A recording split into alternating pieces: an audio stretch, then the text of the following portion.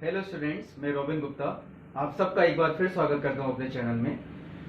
आज मैं आपको बताता हूं, देखिए विविध प्रश्नावली के कुछ क्वेश्चंस 1 से लेके 10 तक मैंने आपको इससे पिछले वीडियो में बताई थी।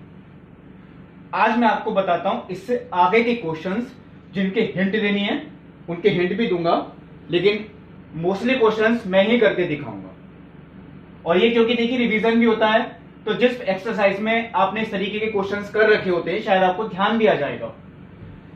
सबसे पहले देखिए 11 question, y is equal to x to the power x square minus 3 plus x minus 3 to the whole power x square. हमें इसका अवकलन करना है। y तो देखिए मैं ही मानता हूं हर क्वेश्चन में, ऐसा शायद जरूरी नहीं आपको y लिखा हुआ ही मिले, और नहीं भी लिखा हुआ मिलता है तो आप लोग खुद भी मान सकते हैं y। अब देखिए यहां पे आधार में जो फलन है वो x है, और जो इसकी घात में फलन है x है, यानी ये x की पावर x इस तरीके का फलन है, तो इसका लॉग लेके ही कर सकते हैं। कुछ इस तरीके का ये भी है, क्योंकि आधार में भी एक x का फलन है और घात में भी एक x का ही फलन है, ये भी हम लॉग लेके ही कर पाएंगे। अब लेकिन क्योंकि ये लॉग लेके कर सकते हैं, ये भी लॉग लेके कर देंगे, इनके बीच में प्लस का चिन्ह है, तो हम इस कंडीशन में सीधे लॉग तो नहीं ले सकते। मैंने आपको प्रश्नावली में भी बताई थी ये बात।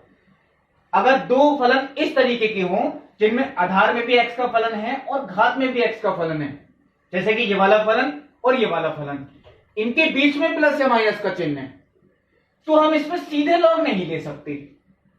इसके लिए मैंने आपको बताई थी, आपको पहले इन्हें y is equal to y1 plus y2 इस तरीके से लिखना पड़ेगा, जिसमें y1 आपका ये वाला फलन है और y2 हमारा ये वाला फलन है।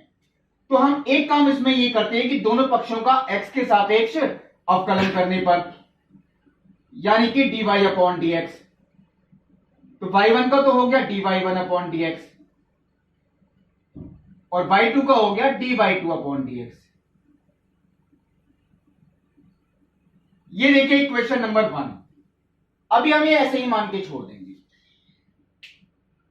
अब हमें इसका अलग करना है, तो देखिए चलिए मैं यहां पे दो पार्ट कर लेता हूं, यानी y1 is equal to x to the power x square minus 3 और दूसरा part y2 is equal to x minus 3 to the whole power x square. कल मैंने आपको देखिए इन तरीकों के क्वेश्चंस दिए थे, वो होमवर्क में करने के लिए दिए, जैसे क्वेश्चन नंबर 3 था और क्वेश्चन नंबर 7 था, क्वेश्चन नंबर 9 था, वो इन्हीं तरीकों के थे। अब अगर आपको नहीं कर पाए तो एक बार आप ये वाले समझ लें क्वेश्चंस, जब ये समझ में आ जाएंगे तब आप उन्हें भी ट्राई कर सकते हैं। देखिए क्योंकि वो भी लॉग लेने के ही थे, ये भी हम लॉग लेके ही कर पाएंगे, तो मैंने इससे अगले स्टेप में लॉग लिया, यानी कि log y1 is equal to log x to the power x square minus 3। और log का नियम देखिए, हम जब तक सारे नियम अप्लाई नहीं कर दें log के, तब तक हम इसे log y1 ही लिखेंगे। कुछ लोग ये करते हैं, देखिए मैं बताता हूं गलती क्या होती है। अब इसमें log का नियम कौन सा लगेगा, पावर तो आगे आएगी, यानी x square minus 3, log x केवल ऐसे ही रह गया। गलती क्या होती है, ये पावर आगे ले आए, log x लिख दिया, लेकिन यहां जो ये चीज लिखते हैं इसका अवकलन करके लिख देते हैं कि 1 upon y1 into dy1 upon dx।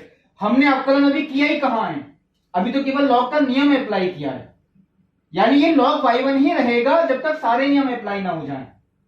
अब मैं लिखूंगा दोनों पक्षों का x के सापेक्ष अवकलन करने पर, यानी कि 1 अपॉन y1 और dy1 अपॉन dx। इसका गुणनफल नियम से ही करना है। पहले फर्स्ट को ऐसे ही लिखा, सेकंड का अवकलन, फिर सेकंड को ऐसे ही लिखा, फर्स्ट का अवकलन। तो अगर हम फर्स्ट का अवकलन करें, देखिए फर्स्ट को ऐसे ही लिखा, सेकंड यानी log x का अवकलन 1 upon x plus log x को ऐसे ही लिखा, फर्स्ट का अवकलन देखिए एक्स स्क्वायर का कितना होता है 2x माइनस इसका 0, क्योंकि अकेला नियतांक है तो ये 2x हो गया। चलिए ये मैंने एक बड़ी ब्रैकेट में लिख दिया। अब आता है इसे आगे लिखना, यानी कि dy1 अपॉन dx का मान। तो y1 आएगा गुणा में, और मैंने आपको यही बात बताई थी कि y1 का मतलब वो क्वेश्चन ही होता है, वो हम y1 लिख के कभी नहीं छोड़ेंगे। x to the power x square minus 3, ये चीज आपकी गुणा में आएगी। और बाकी चीज देखिए मैं ऐसे ही लिख देता हूं, x square minus 3 into 1 upon x, तो वो तो हो गया x square minus 3 upon x plus 2x log x, वो आ गया ये देखिए मैंने अभी एक पार्ट का किया। अब आता है इसका दूसरा पार्ट, एक बार और समझ सकते हैं ये चीज। ये भी देखिए लॉग लेके ही करना है, इसका मतलब log y2 log x minus 3 इसकी whole power x square.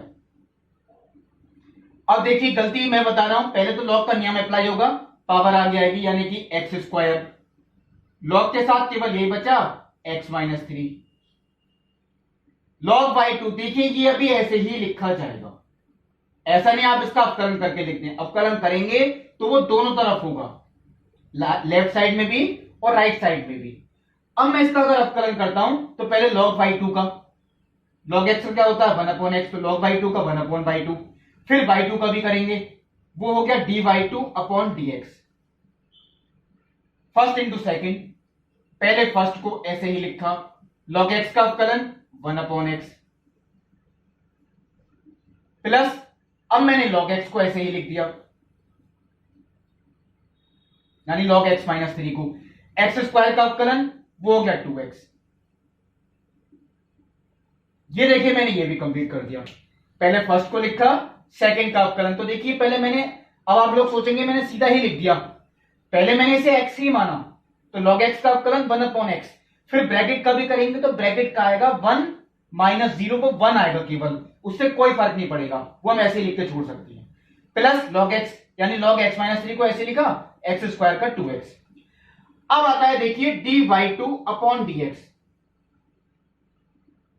y2 जाएगा गुणा में, y2 का मतलब x minus 3 to the whole power x square, बाकी सब कुछ ब्रैकेट में लिख दूंगा मैं, यानी x square upon x minus 3 plus 2x log x minus 3।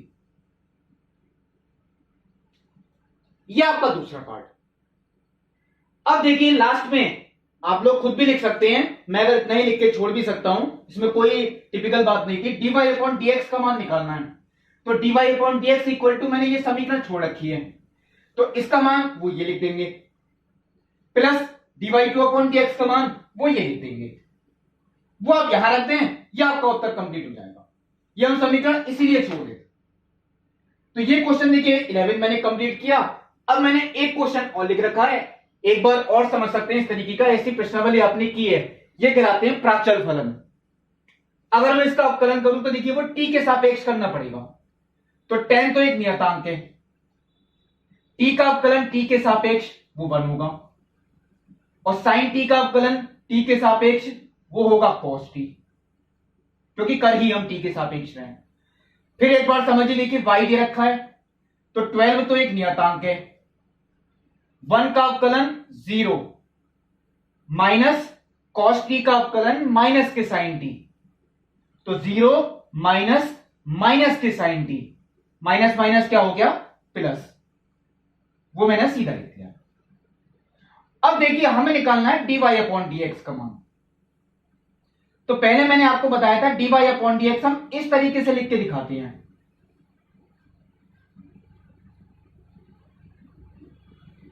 क्योंकि इसका सूत्र भी कह सकते हैं हम, dy अपॉन dx को ऐसे लिख सकते हैं, प्राचल का अगर कोई क्वेश्चन दे रखा है, dy अपॉन dt, वो देखिए मैं यहां लिख देता हूं, dy अपॉन dt का मान 12 sin t बटे dx अपॉन dt का मान tan 1 माइनस cos t।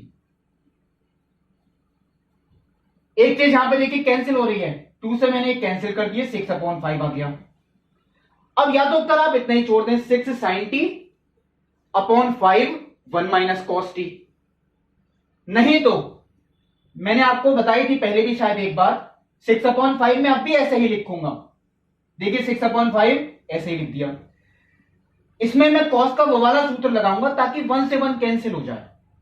और मैंने आपको एक शॉर्ट मेथड बता रखा है, 1 माइनस कॉस टी, अगर कभी भी इस तरीके का है कि यहां 1 माइनस और कॉस लिखा है, कोण पे भी ध्यान ही नहीं रहे, 1 माइनस कॉस लिखा है, तो ये 2 साइन स्क्वायर, ये हम पहले लिख दें। अगर प्लस होगा तो 2 कॉस स्क्वायर, और माइनस है तो 2 साइन स्क्वायर।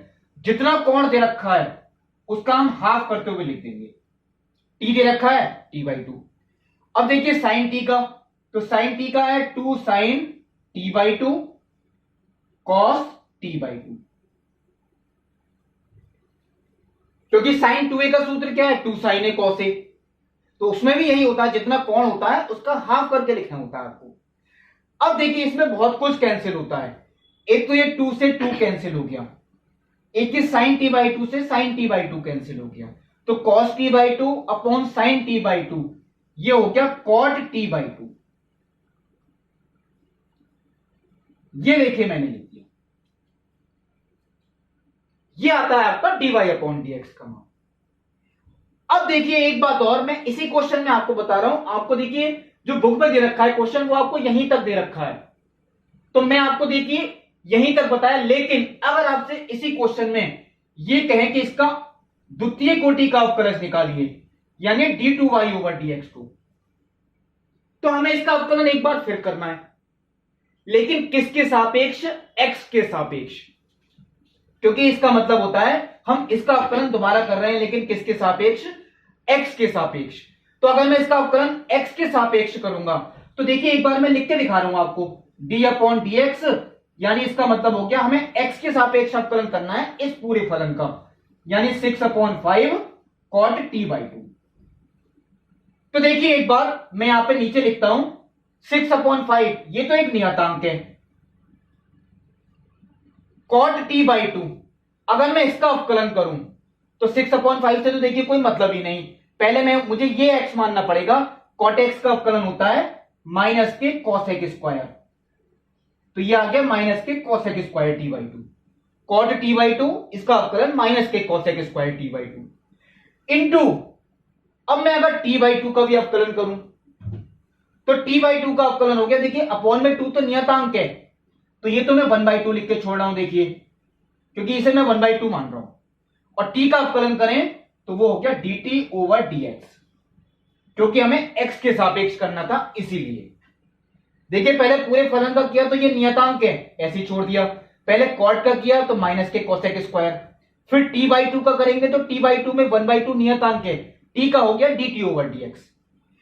अब आप लोग यही सोचेंगे कि इस dt/dx का मान ये कहां से आएगा, चलिए पहले एक चीज और बताता हूं, यहां पे देखिए 2 से कैंसिल हो गया, ये बचा 3/5, तो ये होता है आपका माइनस के 3/5। ये dt/dx का मान वो देखिए ये लिखा है, लेकिन इसको उल्टा अगर हम करें व्युत्क्रम तब आएगा वो, यानी dt/dx हो गया 1/10 1 माइनस cos t, और ये देखिए मैं इसे भी चेंज कर रहा हूं, चलिए मैं इसे ऐसे ही रहने देता हूं cos x स्क्वायर t/2, इसमें कोई चेंज नहीं कर रहा, पहले मैं सोच रहा था इसे 1/sin स्क्वायर लिख दूं, मैंने नहीं किया।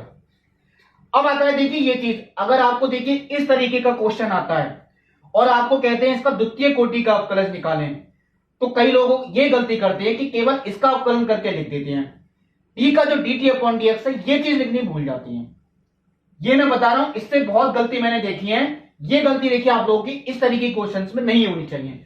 dt/dx यानी इसका व्युत्क्रम करके, तो 1/10 1 माइनस cos t, वो देखिए मैंने यहां लिख दिया।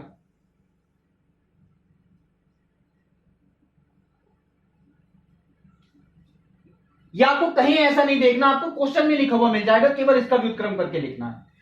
अब देखिए आगे का जो पार्ट आता है वो ये होता है, देखिए आंसर तो मैं यहां लिख ही दूंगा, माइनस के 3/50, क्योंकि नियतांक तो हम सबसे पहले लिखते हैं, माइनस के 3/50, ये चीज मैं अभी छोड़ रहा हूं ऐसे ही।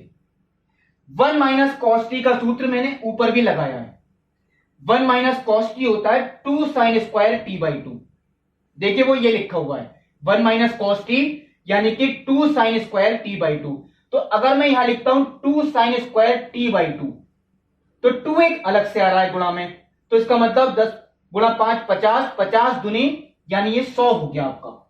अब ये बिल्कुल सही हुआ, क्योंकि इसे मैं मान रहा हूं 2 साइन स्क्वायर t/2, तो 2 गुणा 10 20, 20 गुणा 5 यानी कि 100। अब बचा 1/sin² t/2, वो हो गया cosec² t/2। और cosec² की cosec² से गुणा करें तो ये हो गया cosec की पावर 4 और t/2। तो ये देखिए आपका क्वेश्चन मैंने बताया, ये पार्ट मैंने अपनी तरफ से बताया। अब मैं आपको बताता हूं, देखिए question number 14, x√1 + y plus y√1 + x = 0। अगर ये समीकरण दे रखी है तो हमें प्रूव करना है कि dy/dx का मान वो ये होगा -1/1 + x का होल स्क्वायर। अब आप लोग देखिए नोट करेंगे कि इसमें dy/dx का मान वो सिर्फ x के पदों में आ रहा है, इसमें कहीं y नहीं आ रहा। यानी बहुत एक सिंपल सा आंसर है -1/1 + x का होल स्क्वायर। ये तभी पॉसिबल है जब हम y का मान निकाल लें x के पदों में। जैसे कि मैं आपको देखिए एक हिंट देता हूं, यहीं पे आपको लिखना नहीं है। अगर मान लीजिए y का मान इस तरीके से आ जाए,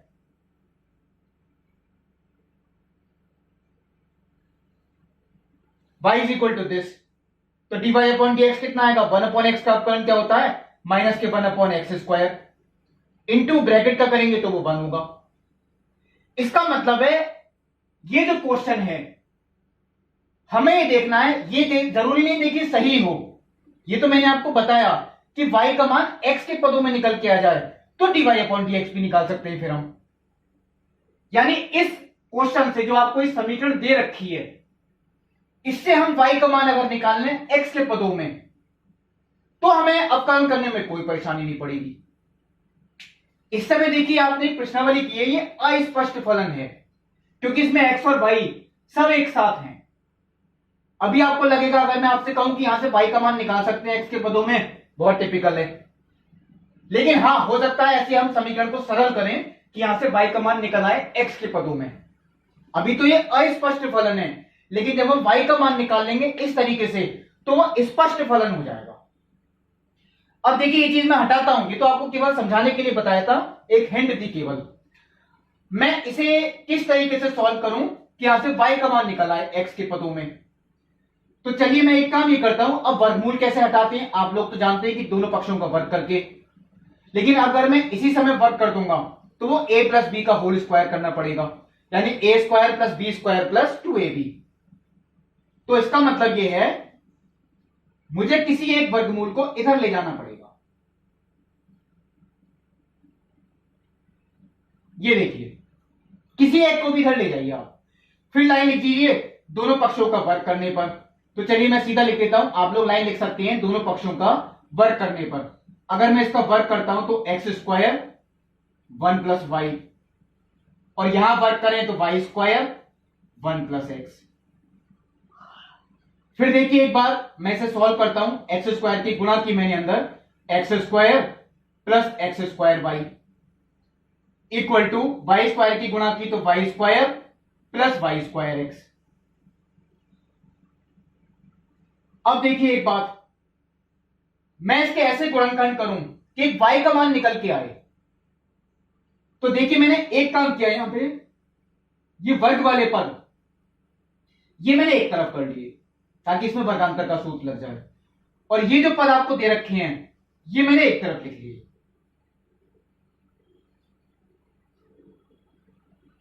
इसमें मैंने वर्गांतर का सूत्र अप्लाई किया, a² - b² यानी a + b × a - b। और इसमें देखिए कॉमन है xy, क्या कॉमन है?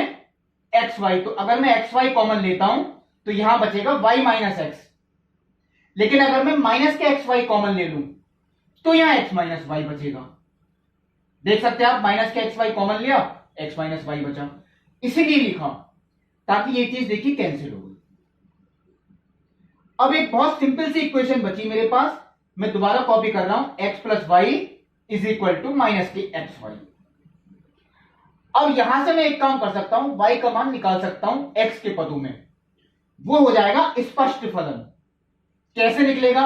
मैंने y वाले पद तो देखिए एक तरफ लिखे, x वाला पद इधर लिख दिया, इसमें मैंने y कॉमन लिया,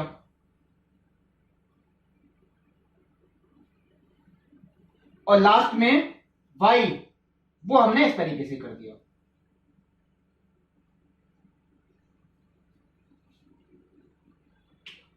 अब देखिए मैंने वो आपको बताया था, वो मैंने कहा था जरूरी नहीं सही हो, उस तरीके का होना चाहिए y का मान। जैसे ये आ गया, ये y का मान x के पदों में है और एक ये स्पष्ट फलन है। अब मैं अगर कहता हूं अगर इसका अवकलन करें दोनों पक्षों का x के सापेक्ष अवकलन करने पर, यानी कि dy/dx, तो देखिए मैं एक काम करता हूं यहां पर, इसमें क्योंकि अंश बटे हर का ही नियम लगेगा, अंश बटे हर का नियम, तो बटे में तो हर का वर्ग ही होता है। देखिए मैंने लिख दिया और वो आना भी है, बटे में हर का वर्ग वो मैंने लिख दिया। अब नियम क्या होता है, पहले हर को ऐसे ही लिखा, अंश का अवकलन, तो अंश का अवकलन करें वो हो गया -1, माइनस मैंने इसके साथ ही लिख दिया है माइनस। अब मैंने अंश को ऐसे ही लिखा, हर का अवकलन, तो देखिए जब हर का अवकलन करेंगे 0 + 1 बटे में हर का वर्ग ऐसे लिख दिया। देखिए हर को ऐसे लिखा अंश का अवकलन, माइनस अंश को ऐसे ही लिखा हर का अवकलन, बटे में हर का वर्ग। इसे अगर मैं सॉल्व करता हूं तो देखिए चलिए मैं गुणा कर रहा हूं, -1 माइनस के x और प्लस के x बटे 1 + x का होल स्क्वायर, x से x कैंसिल, तो -1/1 + x का होल स्क्वायर। ये देखिए आपको प्रूव करना था। अब देखिए इसी क्वेश्चन के साथ साथ मैं एक क्वेश्चन आपको इसमें अपनी तरफ से बता रहा हूं, एक एक्स्ट्रा क्वेश्चन मानिए। मान लीजिए y = आपको दे रखा है sin इनवर्स x - 1 बटे x + 1 प्लस, देखिए मैंने इस तरीके का ही लिखा sin इनवर्स x - 1 बटे x + 1 plus sec inverse x + 1 बटे x - 1। अब आपसे ये कहें कि इसका अवकलन कीजिए x के सापेक्ष, ये मैं एक अपनी तरफ से बता रहा हूं, एक्स्ट्रा क्वेश्चन है, तो आपके दिमाग में देखिए पहले यही आएगा, पहले हम इस पूरी ब्रैकेट को x माने कि साइन इनवर्स का करें, फिर ब्रैकेट का करें अंश बटे हर से, यही चीज यहां भी करें। ये थोड़ा टिपिकल है। फिर आपके दिमाग में ये बात आएगी हम इसे किसी का सूत्र बना सकते हैं या नहीं, क्योंकि मैंने आपको बताया था, लेकिन इसे हम किसी का सूत्र बना सकते हैं और ऐसा सूत्र ताकि साइन का ही बने। हम x को cos 2θ मान सकते हैं, तब भी वो नहीं बन पाएगा। ये पूरा देखिए एक बहुत सिंपल सूत्र बनेगा। इस तरीके के क्वेश्चन में आपको क्या करना है, ये व्यंजक तो बदल के भी आ सकता है। देखिए मैंने साइन इनवर्स को ऐसे ही लिखा हुआ छोड़ दिया,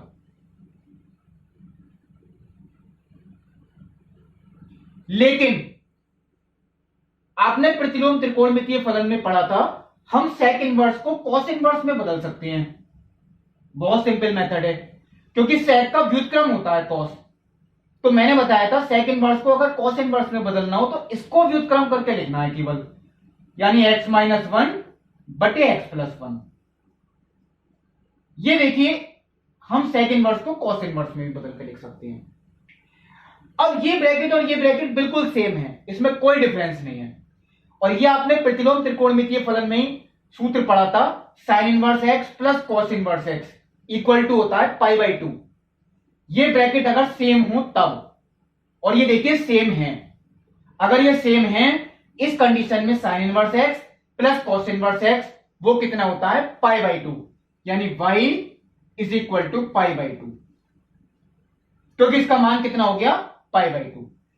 अब इसका मतलब है कि dy/dx, अब मैं अगर लाइन लिखूं कि दोनों पक्षों का x के सापेक्ष अवकलन करने पर, तो π/2 तो एक नियतांक है और नियतांक का अवकलन कितना होता है 0। ये देखिए मैंने एक क्वेश्चन बताया अपनी तरफ से, जो कि बहुत सिंपल सा था, इसमें कोई ज्यादा सोचने की जरूरत नहीं कि ऐसा कोई भी क्वेश्चन आ सकता है। tan inverse x plus cot inverse x वो π/2 होते हैं, sec inverse x plus cosec inverse x वो भी π/2 होते हैं, और एक sin inverse x plus cos inverse x ये भी π/2 होते हैं। तो इस तरीके का देखिए कोई भी क्वेश्चन आ सकता है। अब मैं आपको बताता हूं, अब देखिए क्वेश्चन नंबर 15, x - a का whole square plus y - b का whole square equal to c square. ये एक समीकरण दे रखी है, तो हमें ये प्रूव करके दिखाना है। देखिए साइड में लिखा है कि 1 प्लस dy अपॉन dx का होल स्क्वायर, इसकी whole power 3/2 upon d2y over dx2। ये नियतांक आना चाहिए और ये ऐसा नियतांक है जो स्वतंत्र होना चाहिए ए और बी से, यानी इसका जो उत्तर आएगा वो एक नियतांक ही आएगा, लेकिन ना तो उसमें ए होना चाहिए ना बी होना चाहिए। हां सी हो सकता है, ये ए और बी से स्वतंत्र होगा। ये हो सकता है कि इसका आंसर सी आ जाए या सी के पदों में कुछ और आ जाए। अब देखिए पहले कुछ बात आपको 11 की भी ध्यान दिलवाता हूं। ये समीकरण आप लोगों ने पढ़ रखी है। ये एक वृत्त की समीकरण है जिसका केंद्र के निर्देशांक है a, b। आपने देखिए कुछ और पढ़ा है, x माइनस एच का whole square plus y minus k का whole square is equal to r square. तो उसमें एच और के केंद्र होता है और आर होती है त्रिज्या। यहां पे a, b है केंद्र के निर्देशांक और त्रिज्या कितनी है c। तो समझिए एक वृत्त का क्वेश्चन आप लोग कर रहे हैं कि वृत्त के लिए एक समीकरण बना के दिखा रहे हैं, ये प्रूफ होनी चाहिए। अब इसका देखिए, इसका अवकलन करना 2 बार है क्योंकि यहां तो पहले क्लियर होता है, इसका द्वितीय कोटि का अवकलज है। तो चलिए पहले आपको एक लाइन लिखनी है दोनों पक्षों का x के सापेक्ष अवकलन करने पर। तो पहले इसका आप देखिए, इसमें भी कई लोग गलती कर रहे हैं, इसलिए मैं फिर बता रहा हूं एक बार। पहले पूरी ब्रैकेट को x मानेंगे, x की पावर n, x की पावर n माइनस 1। तो n आगे आ गया, x की पावर n माइनस 1, तो 2 माइनस 1 तो वो 1 ही बची। मैंने यहां लिख दिया, देखिए n x की power n minus 1 into bracket का भी करेंगे तो 1 माइनस ये नियतांक है 0, वो 1 हो गया। ये देखिए कंप्लीट हुआ। फिर देखिए एक बार इसका भी हम x की पावर n से करें तो n x की पावर n माइनस 1, तो 2 माइनस 1 1 हो गया। अब ब्रैकेट का भी करें तो देखिए ब्रैकेट का करेंगे तो y का कितना होता है dy upon dx minus b का कितना होगा 0, तो dy अपॉन dx माइनस 0, ये हो गया dy अपॉन dx और केवल नियतांक का 0।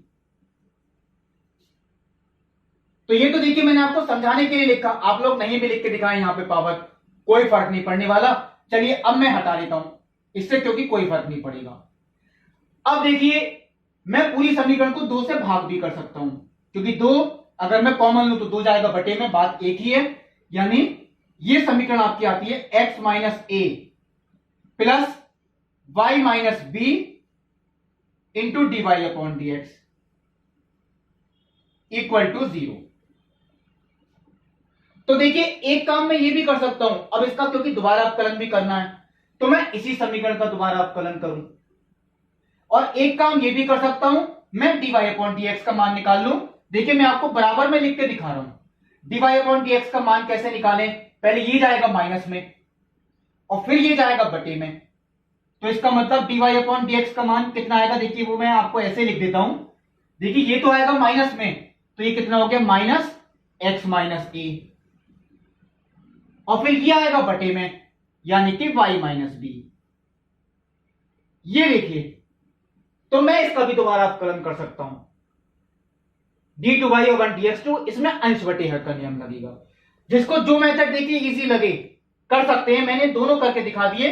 अब देखिए जैसे ये इक्वेशन थी, मैंने इसको सेकंड इक्वेशन मान लिया क्योंकि मैंने एक बार अवकलन किया। अभी ये तो समीकरण आपको दे रखी है, एक बार अवकलन करने के बाद आई। फिर देखिए आप लाइन लिखेंगे दोनों पक्षों का x के सापेक्ष पुनः अवकलन करने पर, तो पुनः अवकलन करेंगे। अब देखिए पहले मैं इसका कर रहा हूं, x का कितना हो गया 1 माइनस a का कितना हो गया 0, तो 1 माइनस 0 मैंने सीधा लिख दिया 1 प्लस इसका अवकलन देखिए करें तो ये गुणनफल नियम से होगा। यही गलती करते हैं कई लोग, ये भी एक फलन है क्योंकि y का फलन वो x के पदों में ही होता है और ये भी एक फलन, तो ये इनके बीच में क्योंकि गुणा है तो इसमें फर्स्ट इंटू सेकंड का नियम, पहले फर्स्ट को ऐसे ही लिखा, सेकंड का अवकलन d2y over dx2 plus second को ऐसे ही लिखा, फर्स्ट का अवकलन तो y का अवकलन dy upon dx minus b का अवकलन 0, तो dy अपॉन dx माइनस 0 वो dy अपॉन dx ही हो गया इक्वल टू 0 का अवकलन क्योंकि नियतांक है 0 हो गया। तो ये देखिए फर्स्ट इंटू सेकंड, पहले फर्स्ट को लिखा सेकंड का अवकलन, सेकंड को लिखा फर्स्ट का अवकलन। थोड़ा देखिए अब इसे सॉल्व भी करते हैं। तो 1 प्लस, अब देखिए dy अपॉन dx का होल स्क्वायर हो गया, तो चलिए ये मैंने पहले लिख दिया dy अपॉन dx का whole square, 1 plus dy upon dx का होल स्क्वायर इक्वल टू, ये चीज मैं इधर ले गया, minus y minus b into d two Y over D x two. अब आप लोग ये सोच रहे होंगे ऐसा मैंने क्यों किया कि इन दोनों को तो अभी इधर ही लिखा रहने दिया। देखिए मैंने ब्रैकेट में भी लिख के दिखाया, और ये ले गया माइनस में, क्योंकि ये जो व्यंजक है आपका वो देखिए ये आ रहा है 1 plus D Y upon D x का होल स्क्वायर। अभी पावर पे ध्यान मत दीजिए, आप केवल व्यंजक पे ध्यान दीजिए, वो चीज ये आ रही है। और दूसरी बात, बटे में क्या आ रहा है d two Y over D x two, तो ये भी मैं बटे में ले आता हूं, तो देखिए काफी हद तक व्यंजक हमारा मैच करेगा, केवल पावर रह जाएगी, यानी 1 plus D Y upon D x का होल स्क्वायर, और ये चीज मैं बटे में ले आया d two Y over D x two. तो अभी मैंने ये प्रूव कर दिया है इतना व्यंजक, इसका उत्तर तो ये आ रहा है माइनस के y माइनस बी। ये उत्तर नहीं है क्योंकि व्यंजक अभी मैच भी नहीं कर रहा है। अब ये व्यंजक कैसे मैच करेगा, इसे कैसे प्रूव करें? तो इसकी पावर जो 3/2 है वो देखिए तब आ सकती है, मैं आपको देखिए लिख के दिखाता हूं, किसी की पावर 3/2। अब देखिए आपने जैसे एक पिछले वीडियो में भी एक क्वेश्चन किया था, ये x अंडर रूट एक्स, इसी को हम लिखते हैं देखिए x की पावर 3/2, यानी कोई फलन और उसकी उसी फलन के वर्गमूल से गुणा, वो होती है टोटल पावर 3/2। इसका मतलब है अगर हम इसी के वर्गमूल से गुणा कर दें, यानी वर्गमूल 1 plus D Y upon D x का होल स्क्वायर, ये मैंने गुणा की, बटे में देखिए यही चीज लिखी रहनी थी। अब देखिए गुणा करने का मतलब ये नहीं है कि हम केवल बाईं तरफ करें, अभी मैं पूरा बताऊंगा आपको। जिससे मैंने गुणा की, देखिए वर्गमूल से गुणा की, वो हम दाईं तरफ भी करेंगे, यानी माइनस वाई माइनस बी और वर्गमूल 1 plus D Y upon D x का होल स्क्वायर। देखिए बैलेंस आपको करना पड़ेगा, वर्गमूल से हमने गुणा की बाईं तरफ, तो बैलेंस करने के लिए आप दाईं तरफ भी करेंगे। अब आप लोग यही सोच रहे होंगे कि वर्गमूल से ही क्यों की। देखिए मैंने आपको समझाया x वर्गमूल x, अगर हम इस पूरे को x मान लें, x वर्गमूल x, तो ये टोटल की पावर कितनी हो गई 3/2, जो कि हमें चाहिए थी। इसका मतलब है अब मैं ये लिख सकता हूं, यानी 1 plus D Y upon D x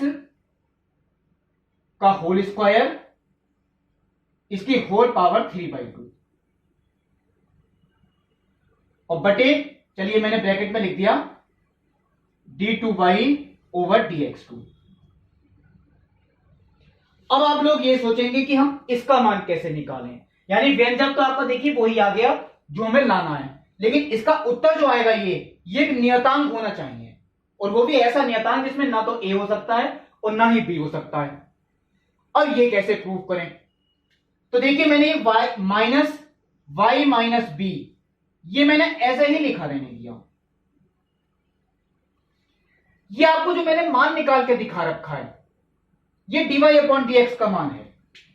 अगर मैं इसका वर्ग करूं तो वो प्लस का हो जाएगा, और क्या होगा x माइनस ए का होल स्क्वायर बटे y माइनस बी का होल स्क्वायर। तो देखिए वो मैंने यहां लिख दिया x माइनस ए का होल स्क्वायर बटे y माइनस बी का होल स्क्वायर। देखिए वो ये लिख दिया। अब आता है इससे आगे सॉल्व करने की बात। तो देखिए मैं चलिए ये चीज हटा रहा हूं, क्योंकि ये तो आपको केवल पावर 3/2 जो मैंने बताई थी उसकी वजह से मुझे लिखना पड़ा, यानी माइनस वाई माइनस बी। अब आप लोग देखिए यही सोचेंगे इसे हम सॉल्व कैसे करें, तो इसका एलसीएम ही लेना पड़ेगा, क्योंकि स्क्वायर करके तो मैंने लिख दिया। अब इसका एलसीएम लेंगे तो देखिए वो यही आएगा, यानी कि y माइनस बी का whole square plus x minus A का होल स्क्वायर, और बटे में एलसीएम कितना है y माइनस बी का होल स्क्वायर, वो देखिए यहां गया। अब बहुत सिंपल सा स्टेप बचा। अब देखिए मैं ये कहता हूं अगर मैं इस चीज को वर्गमूल से बाहर निकाल लूं तो वो y माइनस बी आएगा। तो देखिए मैं इसी स्टेप में आपको करके दिखा रहा हूं। ये तो मैंने रहने दिया वर्गमूल के अंदर ही, और ये मैंने वर्गमूल से बाहर निकाल लिया, तो ये चीज y माइनस बी रह गई और ये इससे कैंसिल भी हो गया। यानी अब जो आपका बचा वो सिर्फ ये व्यंजक बचा और माइनस बी है। इसका मतलब ये हुआ माइनस, अब इसका मान कैसे लाएं? और ये आपको देखिए दे रखी है समीकरण नंबर 1। इसका मान है सी स्क्वायर। ये पूरे व्यंजक का मान ये कितना है? सी स्क्वायर। तो माइनस वर्गमूल के अंदर आ गया सी स्क्वायर, यानी माइनस के सी। और ये देखिए बिल्कुल सही उत्तर है, क्योंकि ये एक नियतांक है जो कि ए और बी दोनों से स्वतंत्र है। ना तो इसमें ए आ रहा है और ना ही इसमें बी आ रहा है। तो ये देखिए क्वेश्चन मैंने आपको बताया 15। मैंने देखिए एक क्वेश्चन बीच में आपको नहीं बताया है, पहले आप लोग वो खुद ट्राई करेंगे। Question number 13। अब इसके जो आगे के क्वेश्चंस हैं वो मैं आपको अगले वीडियो में बताऊंगा। तब तक के लिए नमस्कार।